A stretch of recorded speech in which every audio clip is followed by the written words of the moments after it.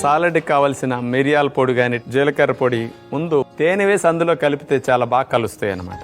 తర్వాత నిమ్మరసం కూడా, ఈ రెండు లిక్విడ్ లాగా ఉంటాయి కాబట్టి ఇటు పులుపు అటు తీపి. తేనె నిమ్మరసం కాంబినేషన్ ఇట్లా కలిపేసుకోవాలి ముందు మనం. చాట్ మసాలా పొడి, ఒరిగానో, అట్లాగే మిరియాల పొడి. సాలడ్ పైన రసంకి ఈ లిక్విడ్ని మనం ఇలా తయారు చేసి కలిపేసుకుంటాం. నూడిల్స్ వలె పొడవుగా కట్ చేసుకున్న బీట్రూట్ స్లైసెస్, అట్లాగే క్యారెట్ స్లైసెస్, యాపిల్ స్లైసెస్. అంటే చాలామంది సాలడ్స్లో ఉప్పు చల్లుకుంటూ ఉంటారు. అసలు ఉప్పు చల్లాల్సిన అవసరం లేకుండా నిమ్మరసం తేనె కాంబినేషన్లో మిరియాల పొడి ఇవన్నీ వేసేసరికి అసలు క్యారెట్ కానీ బీట్రూట్ కానీ ఉప్పు లేని లోటు అస్సలు తెలియవు. చాలా ఈజీగా ఈ సాలడ్ని మీరు తినేయగలుగుతారు.